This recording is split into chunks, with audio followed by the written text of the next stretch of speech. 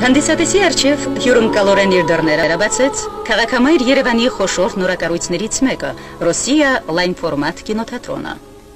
Ժամանակակից ճարտարապետական ոճով կառուցված այս ինքնատիպ կուլտուրայի օջախում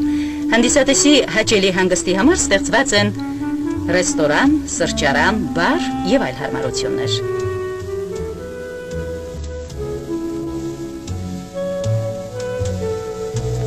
Կինոթատրոնի 3 դահլիճներում միաժամանակ կարող են ֆիլմեր դիտել մոտ 3000 հանդիսական։